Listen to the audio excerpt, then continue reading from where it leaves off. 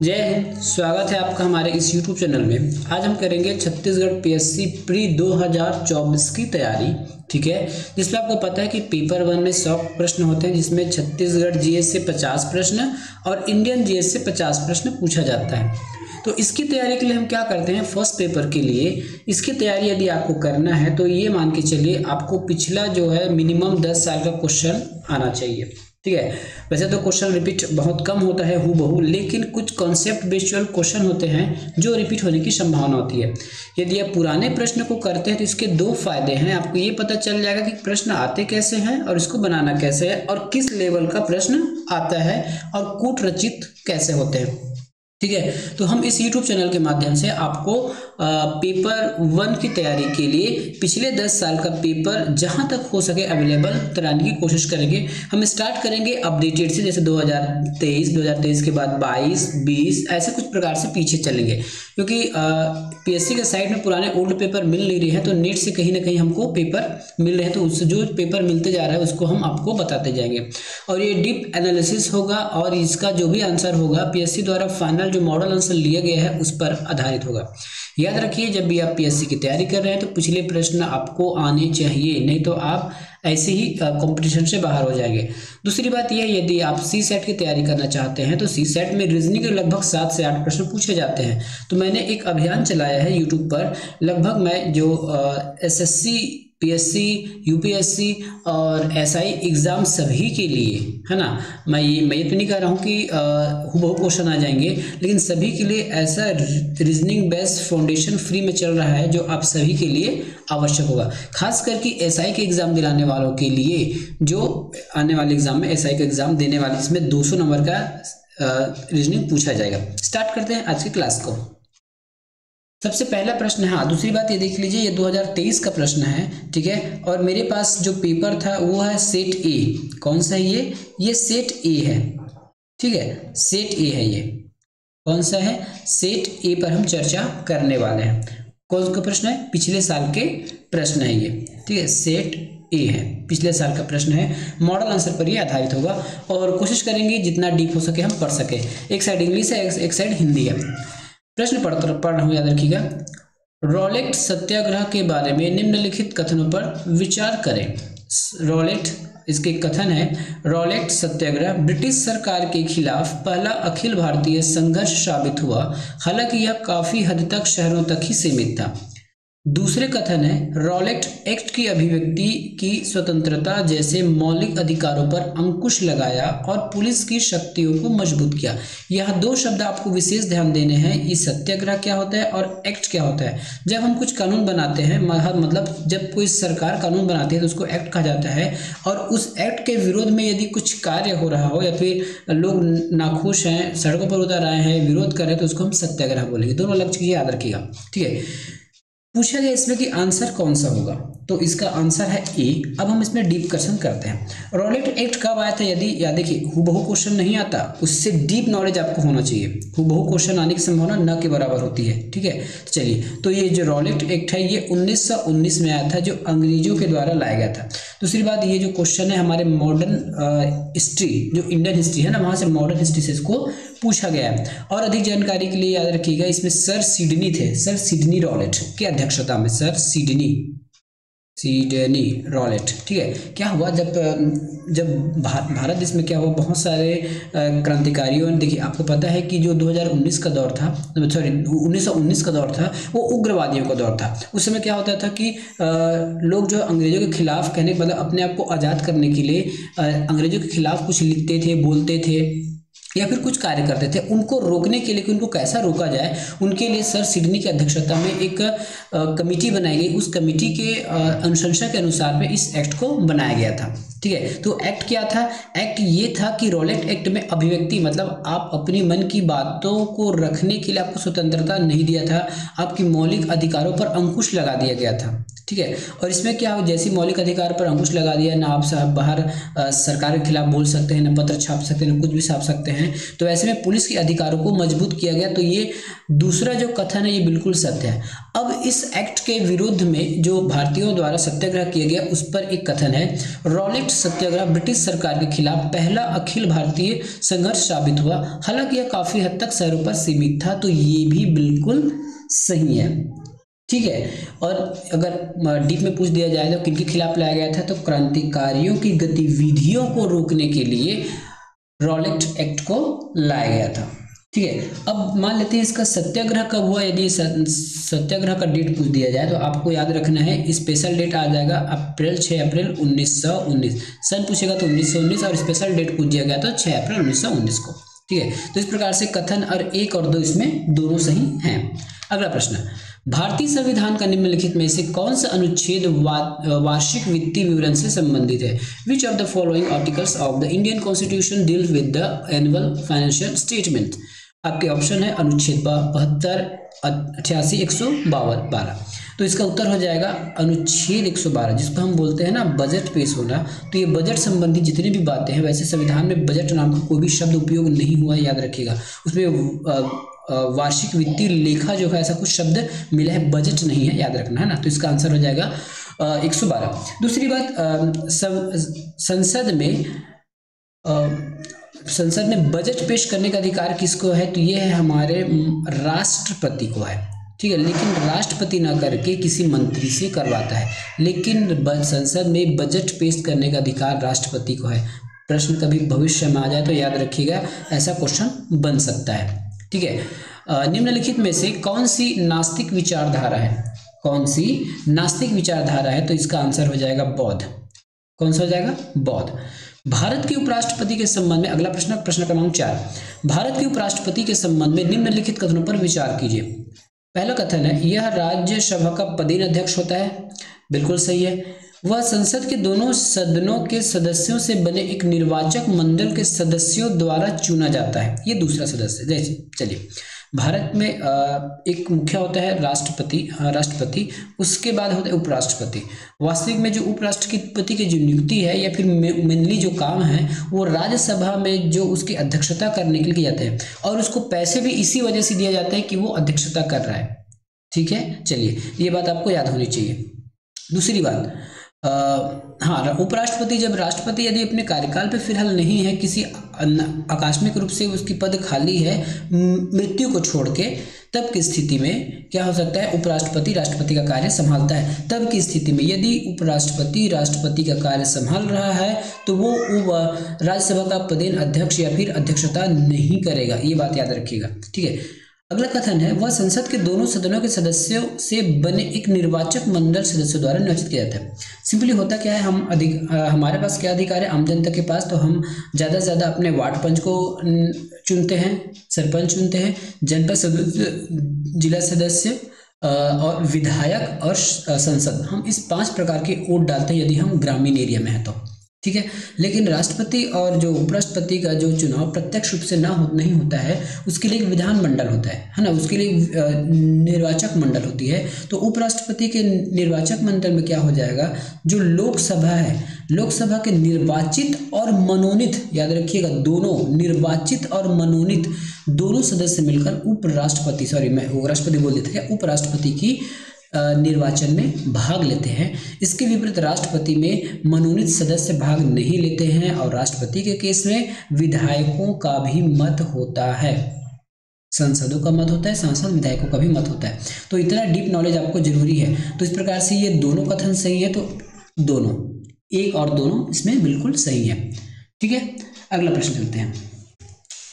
जमीन से वायुमंडल के शीर्ष तक हवा की एक स्तंभ में ओजोन की मोटाई को खालिस किस रूप में नापा जाता है, तो ये डाप्सन एक इकाई है। यदि आप बाद में पढ़ेंगे ना भूगोल, इंडियन भूगोल पढ़ेंगे, उसमें आप डाप्सन की इकाई पढ़ेंगे, जिसमें हम ओजोन की मोटाई को नापा जाता है डाप्सन में, ठीक है। चलिए आगे प्रश्न चलते हैं। भारत की 15वीं पंचवर्षीय योजना की अवधि क्या थी, तो ये थी 2012 से 17, और याद रखिएगा ये अंतिम भी था, इसके बाद आ गया था आपका नीति आयोग, ठीक है। भारत में 15वीं पंचवर्षीय योजना की अवधि क्या थी? 2012 से 2017 थी और ये अंतिम पंचवर्षीय योजना भी थी। 7वां नंबर का प्रश्न देखिए, माजुली विश्व का सबसे बड़ा आबाद नदी द्वीप है जिसका निर्माण उसके द्वारा किसके द्वारा हुआ है? मतलब माजुली द्वीप जब सामान्यतः हम द्वीप किसको पढ़ते हैं? जो महासागरों और सागरों के मध्य की जमीन को हम द्वीप कहते हैं। लेकिन एक ऐसा नदी द्वीप, ठीक है, एक ऐसा नदी द्वीप है जिसका नाम है माजुली। ये किस नदी के द्वारा बनाया गया? तो ये ब्रह्मपुत्र के द्वारा बनाया गया। छत्तीसगढ़ में भी एक द्वीप है ना, छत्तीसगढ़ में भी एक द्वीप है जो नदी के द्वारा बनाया गया है। आपको कमेंट करके बताना है। हिंट दे देता हूँ, वो मुंगेली जिला में आता है। मुंगेली और बलौदा बाजार के किनारे वाले जिले में आता है, याद रखिएगा। और यदि अगर आप जानते हो तो जरूर हमको कमेंट करके बताइए। छत्तीसगढ़ में भी एक है नदी द्वीप। हाँ चलो नाम बता देता हूँ, मधुकुद्वीप। अब नदी का नाम आप कमेंट करके बताइए। मध्ययुगीन भारत के संदर्भ में साइरस शब्द का अर्थ किसके लिए था? तो इसका उत्तर हो जाएगा एक स्थान जिसका उद्देश्य भारतीयों और विदेशी यात्रियों, तीर्थयात्रियों, व्यापारियों आदि को अस्थायी आवास प्रदान करना होता था, इसका मतलब है। ये आपके करंट का क्वेश्चन है, याद रखिएगा। वैसे करंट का क्वेश्चन भी 3 से 4 क्वेश्चन, मिनिमम 5 क्वेश्चन आपको करंट का पूछा ही जाएगा। इसमें आपको छत्तीसगढ़ और इंडियन दोनों के करंट अफेयर्स में पूछे जाएंगे। इसरो के चंद्रयान 3 के बारे में निम्नलिखित में से कौन सा कथन सत्य है? कौन सा कथन सत्य है? तो देखिए, चंद्रयान 3 एक छोर से दूसरे छोर पर सुरक्षित रूप से उतारने और चंद्रमा के तल पर घूमने के लिए चंद्रमा का प्रदर्शन करने के लिए चंद्रयान 2 अनुवर्ती था। ये बिल्कुल सही है। इसे प्रक्षेपास्त्र LVM-3 द्वारा प्रक्षेपित किया गया था, तो ये भी बिल्कुल सही है। ऑप्शन नंबर 1 और 2 दोनों सही है। सी इसका सही उत्तर। निम्नलिखित में से कौन सा आधुनिक भारतीय इतिहास के घटनाओं का सही कालक्रम है? अब इसके लिए क्या आपको ना लगभग देखिए, जब भी आपको डेट की बात आएगी ना, तो एग्जैक्ट डेट और अधिकतम डेट वाला जो कार्यक्रम है या फिर डेट वाला जितनी भी आपकी जानकारी होगी वो अधिकतर आपको मॉडर्न हिस्ट्री से पूछा जाएगा और बहुत कम आपके मध्यकालीन इतिहास से पूछा जाएगा। अधिकतर आपको यदि समय पूछा जाएगा कालानुक्रम तो वो मॉडर्न हिस्ट्री से ही होगा। चलिए इसको हम मिलाते हैं, ठीक है, मिलाते हैं तो इसका आंसर हो जाएगा सी। कौन सा हो जाएगा? सी। अब इसका हम डेट भी देख लेते हैं। मार्ले मिंटो सुधार, ये मार्ले मिंटो सुधार कब आया था? तो ये आया था 1909 में आया था, ठीक है। जलियांवाला हत्याकांड बाग जो आपके रॉलेट एक्ट के समय है, ठीक है, तो ये जलियांवाला बाग आ जाएगा आपका 1919 में। किसमें आ जाएगा? 1919 में। फिर आता है गांधी इरविन समझौता, ये हुआ था 1931 में और अगस्त प्रस्ताव आया था 1940 में। इस प्रकार से आप इसको जमाएंगे तो ऑप्शन नंबर सी आपके पास आ जाएगा। ग्रेफाइट और हीरा मूलतः खालिस्तान परमाणु से बने हैं। ग्रेफाइट और जो हीरा है वो कार्बन के परमाणु से बने हैं। Graphite and diamonds are basically made of atom of silica, carbon, nitrogen and none of above. क्या आ जाएगा इसमें? कार्बन। निम्नलिखित कथनों पर विचार करें और नीचे दिए गए सही विकल्प को चुनें। प्लास्टिक कचरे से प्राप्त ईंधन की ऑक्टेन रेटिंग कम होती है। ऑक्टेन संख्या जितनी कम होगी विस्फोट के बिना संपीड़न झेलने की क्षमता भी अधिक होगी। तो ये भी गलत है और ये भी गलत है। इसमें से दोनों गलत है, ठीक है, दोनों गलत है। तो कथन एक और ना दोनों नहीं। हिमालय की सबसे बाहरी श्रृंखला को क्या कहा जाता है? तो उसको हम शिवालिक के नाम से जानते हैं। देखिए हिमालय है तो उसको टेथिस इसको बोलते हैं, हम क्या बोलते हैं? जो पहले वाला हिमालय इसको हम ट्रांस हिमालय के नाम से जानते हैं। बाद वाले हिमालय को हम वृहद हिमालय के नाम से जानते हैं, जिसको टेथिस सागर हिमालय के नाम से जाना जाता है। उसके बाद है आपका बाह्य हिमालय, ठीक है, बाह्य हिमालय, और उसके बाद है आपका शिवालिक। लास्ट वाले को हम शिवालिक के नाम से जानते हैं। स्कर्वी एक बीमारी है खालिस्तान की कमी के कारण होती है। स्कर्वी जो है एक बीमारी है जो विटामिन सी की कमी से होती है। तो इजी प्रश्न है। भारतीय राष्ट्रीय कांग्रेस इंडियन नेशनल कांग्रेस की स्थापना के बारे में निम्नलिखित में से कौन सा सही है? उसका ऑप्शन है भारतीय राष्ट्रीय कांग्रेस NIC का गठन 1985 में हुआ था। ये बिल्कुल हुआ था, बिल्कुल। तो इस समय के अधिकारी कौन थे? एक अंग्रेज अधिकारी थे, A.O. ह्यूम। क्या है, A.O. ह्यूम नाम के एक व्यक्ति थे जिनके सहयोग से ये कांग्रेस को बनाया गया था। और ये मान के चलिए कि ये एक सेफ्टी वॉल था अंग्रेजों के खिलाफ, ठीक है। इसमें क्या होता था कि जितने भी क्रांतिकारी थे वो अपना विरोध प्रदर्शन सीधे न करके कांग्रेस के पास आते थे कि कांग्रेस जो है जो अंग्रेजों से इनकी जान पहचान है या फिर ये हमारी बातों को अंग्रेजों के सामने रखेंगे, इसलिए तो इस प्रकार से ये एक सेफ्टी वॉल की तरह काम किया था। अगला कथन है, भारतीय राष्ट्रीय कांग्रेस के पहले अध्यक्ष उमेश चंद्र बनर्जी थे, WC बनर्जी को हम अभी तक पढ़ते हैं, तो ये भी बिल्कुल सही है। तो 1 और 2 दोनों सही हो जाएगा। फातिमा बीबी जिनका हाल ही में निधन हो गया, वह भारत की पहली महिला थी। ये आपकी करेंट का क्वेश्चन है। किसका क्वेश्चन है? करेंट का क्वेश्चन है। ऑप्शन नंबर बी, सर्वोच्च न्यायालय की प्रथम महिला न्यायाधीश थी। राष्ट्रीय आय खालिस्तान है।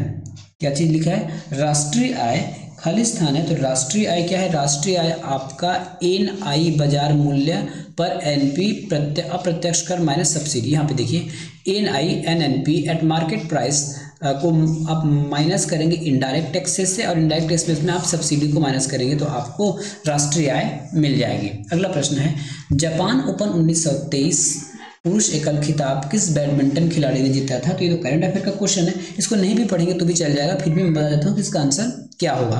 तो ये हो जाएगा विक्टर एग्जेक्शन। भारत छोड़ो आंदोलन कब शुरू हुआ था? ये हुआ था 1942 को। कब हुआ था? 1942 को स्टार्ट हुआ था भारत छोड़ो आंदोलन। जैन दर्शन, जैना लिखा है, जैन होगा। जैन दर्शन के संबंध में निम्नलिखित कथन पर विचार कीजिए।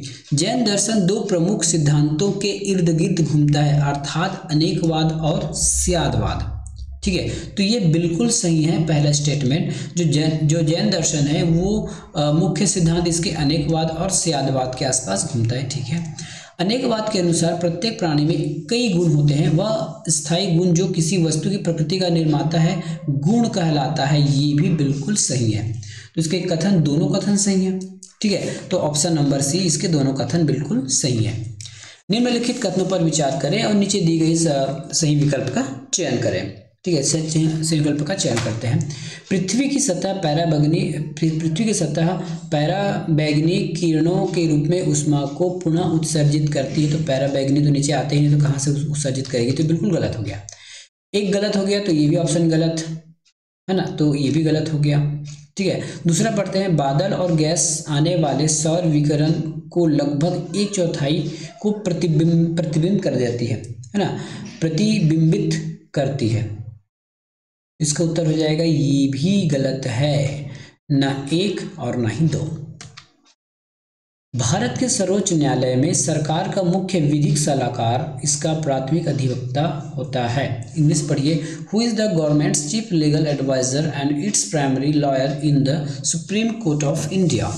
तो इसके ऑप्शन आपको दिए गए हैं। भारत के महान्यायिक अभिकर्ता मतलब solicitor general of India, chief justice of India, controller and general and none of the above. तो इसका उत्तर हो जाएगा नन ऑफ द अबव। तो इसका आंसर क्या होना चाहिए? इसका आंसर होना चाहिए अटॉर्नी जनरल, AG इसको बोलते हैं ना, अटॉर्नी जनरल, या फिर इसको हम बोल सकते हैं महान्यायवादी। महान्यायवादी जो है इसके उत्तर होंगे। निम्नलिखित कथनों पर विचार करें और नीचे विकल्प का चयन करें। ठीक है, पढ़ते जाइए। क्या है उसका प्रश्न? पानी में बड़ी मात्रा में पोषक तत्वों की उपस्थित प्लवन मुक्त तैरने वाले शैवाल की अत्यधिक वृद्धि के कारण बनती है, जैसे शैवाल प्रस्फुटन कहते हैं, जिसे शैवाल प्रस्फुटन कहते हैं। शैवाल प्रस्फुटन पानी की गुणवत्ता एवं मछली मृत्यु दर की गिरावट के कारण बनता है। तो PSC ने क्योंकि PSC में ये प्रश्न थोड़ा सा गड़बड़ा गया था, तो PSC ने इस प्रश्न को विलोपित कर दिया है। शासक राजवंश संगम, सालू, तुलु किससे संबंधित थे? तो ये विजयनगर साम्राज्य से संबंधित है। बच्चों को पता है आंसर। भौतिक में नोबेल पुरस्कार 2023 प्रदान किया गया। अब यहाँ उसका उद्देश्य लिखा। देखिए, कई बार प्रश्न सीधे पूछ दिया जाएगा कि निम्नलिखित में से किसको भौतिक के रूप में या फिर भौतिक में नोबेल पुरस्कार दिया गया है सन इतने में, या उसका कारण पूछ दिया गया कि उसको क्यों दिया गया है, कि उसने ऐसा क्या कार्य किया जिस वजह से हमने उसको भौतिक के पुरस्कार उनको दिया गया। ठीक है, भौतिक पुरस्कार उनको दिया गया। तो इसका उत्तर हो जाएगा प्रायोगिक विधियों जो पदार्थ में इलेक्ट्रॉन गतिशीलता के अध्ययन के लिए प्रकाश की एक्टोसेकंड कंपन करती है, इसकी खोज किया है, इसलिए इनको क्या मिला था, भौतिक के क्षेत्र में नोबेल पुरस्कार प्रदान किया गया। केंद्रीय औद्योगिक सुरक्षा बल CISF के महानिदेशक के रूप में नियुक्त होने वाली पहली महिला अधिकारी कौन है? क्या बोला गया है? पहली महिला अधिकारी। तो इसको भी PSC ने इसको निरस्त कर दिया है, विलोपित कर दिया है। भारतीय रेगिस्तान के बारे में निम्नलिखित में से कौन सा कथन सही है? कौन सा कथन सही है? तो भारतीय रेगिस्तान अरावली के पश्चिम में ही, तो बिल्कुल सही है। अरावली कुछ इस प्रकार से और इसके पश्चिम में भारतीय रेगिस्तान है। इस क्षेत्र में 150 मिलीमीटर से भी कम वर्षा होती है, भी बिल्कुल सही है। लूनी इस क्षेत्र की एकमात्र बड़ी नदी जो यहाँ से निकलकर ऐसा बहती है, तो ये भी बिल्कुल सही है। तो तीनों ऑप्शन इसके बिल्कुल सही है। निम्नलिखित में से कौन सा मंदिर वास्तुकला के वेसर शैली के लिए उदाहरण है? वास्तुकला का वेसर शैली के लिए उदाहरण है, तो यह होशियार का मंदिर जो वास्तुकला के लिए प्रसिद्ध है। काट कर जलाने वाली कृषि जिसे आमतौर पर झूम कृषि कहा जाता है, भारत के उत्तर पूर्वी राज्य में प्रचलित है। भारत के उत्तर पश्चिम में तो नहीं है, उत्तर पश्चिम में ऐसा राज्य नहीं है क्योंकि वहाँ जनजाति कम है। भारत के पश्चिमी तट में प्रचलित है या फिर उपरोक्त में से कोई नहीं। इसका सटीक आंसर वैसे आपके जहाँ भी होते हैं ना, जो झूम कृषि जहाँ भी आदिवासी रहते हैं उसके लिए। और ऑप्शन के हिसाब से जो है ऑप्शन नंबर जो ए है वहाँ सबसे ज़्यादा आदिवासी रहते हैं, इसलिए उसको उत्तर ए ले लिया गया है। प्रायद्वीपीय पठार के बारे में निम्नलिखित कथनों पर विचार कीजिए। प्रायद्वीपीय पठार है जो भारत के ऊपर जो मध्य भाग है, उस पर कुछ कथन दिए गए हैं, उस पर हमको चर्चा करना है। चर्चा क्या करेंगे, देखिए। नदी के मैदानों में 150 मीटर की ऊंचाई से 600 से 90 मीटर की ऊंचाई तक उठने वाला नियमित त्रिभुजाकार प्रायद्वीपीय पठार में जाना जाता है, ये बिल्कुल सही है। जो प्रायद्वीपीय पठार है भारत के जो नीचे में जो नीचे में है प्रायद्वीपीय पठार, वो थोड़ा ऊंचा उठा हुआ है।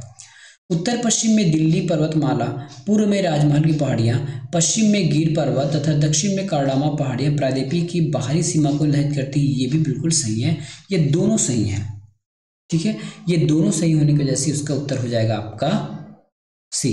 अब आपको यहाँ डाउट हो रहा होगा कि दिल्ली तक कैसे, क्योंकि दिल्ली तक तो कई बार आपको उत्तर भारत वाला बात होता है, लेकिन जो दिल्ली की पर्वतमाला है जिसको रायसीना की पहाड़ी बोलते हैं, वो पश्चिम का वो प्रायद्वीपीय का हिस्सा है, वो नया हिस्सा नहीं है, वो है ना। जैसे उत्तर भारत के जितने भी मैदान हैं वो नए हैं, है ना। शिवालिक के बाद बने हैं, वो जितने भी उत्तर भारत के मैदान हैं वो शिवालिक श्रेणी के बाद बने हैं। लेकिन जो दिल्ली की पर्वतमाला है जिसको रायसीना की पहाड़ी बोलते हैं, वो क्या चीज़ है, प्रायद्वीपीय पठार का ही एक निकला हुआ नुकीला हिस्सा है। चलिए आगे चलते हैं। एयर इंडिया के माइक्रोसॉफ्ट की एज्योर ओपन AI सेवा द्वारा शक्ति प्राप्त जनरेटिव AI आभासी एजेंट का नाम है। आभासी एजेंट का क्या नाम है, तो उसका नाम है ए महाराजा। क्या नाम है, महाराजा। संघ और इसके अधिकार क्षेत्र के संबंध में निम्नलिखित कथनों पर विचार करें। संघ और इसके अधिकार क्षेत्र के संबंध में कथन पर विचार करें। चलिए विचार करते हैं, ठीक है।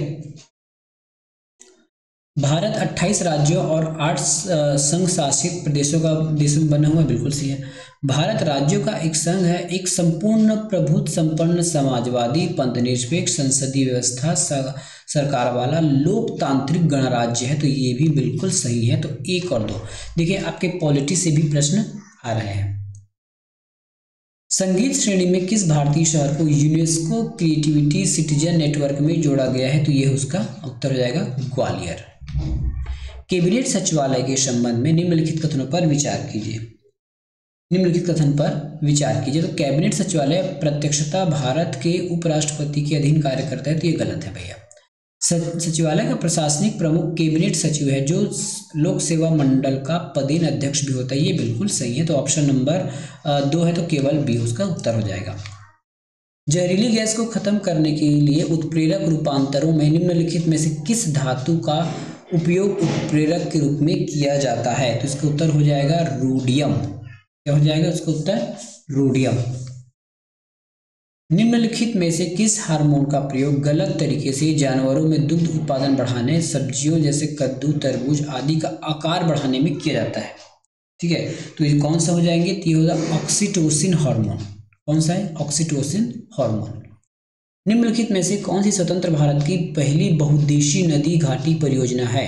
तो यह है दामोदर नदी घाटी परियोजना, जो झारखंड में है। कहाँ पे? झारखंड में दामोदर नदी पर बनाई है, जिसका उपयोग हो रहा है या फिर जिसका लाभ मिला है मेनली दो राज्यों को, झारखंड और वेस्ट बंगाल को। अर्थशास्त्र में 2023 स्वीडिश रिक्स बैंक पुरस्कार से किसे सम्मानित किया गया है? किसे सम्मानित किया गया है? तो इसका हो जाएगा क्लाउडिया गोल्डिन। लक्षद्वीप द्वीप समूह के बारे में निम्नलिखित कथनों पर विचार करें। ठीक है, निम्नलिखित कथनों पर विचार करें। द्वीपों का यह समूह मोंगो द्वारा बनाया गया है, ये बिल्कुल सही है। पहले इन्हें लेकाडिया, मिनिकाय और अमीदीव के नाम से जाना जाता था। ठीक है, तो ये भी बिल्कुल सही है। तमिलनाडु के कोरोमंडल तट के निकट स्थित है ये द्वीप, तो ये तो गलत है। तो ऑप्शन नंबर 1 और 2 को सही लिया गया है। ठीक है, 1 और 2 इसका सही है, 2 3 गलत है। बौद्ध दर्शन की विशेषता के संबंध में निम्नलिखित कथनों पर विचार कीजिए। बौद्ध दर्शन का बीज गौतम बुद्ध की शिक्षाओं से ही मिलता है। दूसरा ऑप्शन है, दूसरा कथन है हमारे पास, बुद्ध की अपेक्षा दार्शनिक समस्याओं में उलझने के बजाय मानवीय कष्टों से मुक्ति के लिए नैतिक जीवनों पर जोर दिया गया। ठीक है, तो इसके दोनों सही है ना। बौद्ध दर्शन में की बीज गौतम बुद्ध के द्वारा है, बिल्कुल सही है। बुद्ध ने हमेशा दार्शनिक समस्याओं को उलझाने के लिए, मानवीय कष्टों को मुक्ति पाने के लिए नैतिक जीवन पर जीवन जीने का जोर दिया, बिल्कुल सही है। तो ऑप्शन नंबर 1 और 2 कहाँ पे सही है? सी में। नाम मात्र जीडीपी किसको कहा जाता है? नाम मात्र जो जीडीपी है वो जीडीपी का मूल्यांकन मौजूदा बाजार मूल्यों पर किया जाता है। इसको हम नाम मात्र या फिर नॉमिनल जीडीपी के नाम से जानते हैं। ठीक है, नाम मात्र जीडीपी मतलब अभी वर्तमान बाजार कीमत पर जो भी चीज निकाला जाता है उसको हम नाम मात्र जीडीपी के नाम से जानते हैं। ठीक है, नाम मात्र जीडीपी। अगला प्रश्न, निम्नलिखित में से किसने कहा भारत भारतीयों के लिए है? ठीक है, किसने कहा? तो ये कहा था दयानंद सरस्वती जी ने। तो कथनों से भी प्रश्न आने लगे हैं। गरबा नृत्य जिसे यूनेस्को में भारत की अमूल संस्कृति विरासत मिली है, किस राज्य की है? किसको नहीं पता होगा भाई, ये गुजरात का है। धावन हो, धोवन सोडा होना चाहिए। धोवन सोडा का रासायनिक सूत्र है सोडियम कार्बोनेट। देखिए, सोडियम कार्बोनेट जिसको हम बोलते हैं निरमा, है ना, और सोडियम बाइकार्बोनेट, यहाँ पे बाई लग जाएगा मतलब वो खाने का है। तो ये खाने वाला है। ठीक है, और ये धोने वाला है। क्या क्या धोने वाला है? कपड़ा धोने वाला। ठीक है, भारत का संविधान कब लागू हुआ? इतना इजी प्रश्न। ऑप्शन नंबर बी 26 जनवरी 1950 को। पानीपत का तृतीय युद्ध हुआ था 1761 को। कब हुआ था? 1761 को हुआ था। देवप्रयाग अलकनंदा और नदियों का संगम है। देवप्रयाग और खालिस्तान नदियों का संगम कहाँ पे है? तो ये भागीरथी पर है। कहाँ पर है? भागीरथी पर। मध्य भारत में मीनारों के बारे में निम्नलिखित पर विचार करें। मध्य भारत में मीनारों पर निम्नलिखित पर विचार करना है। ठीक है, तो 13वीं शताब्दी में निर्मित कुतुब मीनार 180 फीट की पतली मीनार है जो 5 मंजिलों में है। तो ये गलत है। क्या है? ये गलत है। ठीक है, गलत है। तो ये कितना होगा? ये 239 फीट के आसपास है। 239 फीट। 15वीं शताब्दी में निर्मित चांद मीनार 210 फीट की एक पतली मीनार है जो 4 मंजिलों में विभाजित है। ठीक है, कितने मंजिलों में विभाजित है? 4 मंजिलों में विभाजित है। तो ये बिल्कुल ये वाला सही है, ऑप्शन नंबर 2। तो ये हो जाएगा बी। लास्ट प्रश्न देखते हैं आज का। प्रति व्यक्ति प्रयोज्य आय एक खाली स्थान है। पर्सनल डिस्पोजल इनकम में क्या होता है? जो भी आपको इनकम होता है उसमें से जितने भी देनदारियां हैं और जितना भी ऋण आपको चुकाना है वो सब चुकाने के बाद जो आपके पास पैसा बचता है उसको हम प्रयोज्य आय के नाम से जानते हैं। ठीक है, तो इसका उत्तर हो जाएगा PDI, व्यक्तिगत आय, व्यक्तिगत कर भुगतान।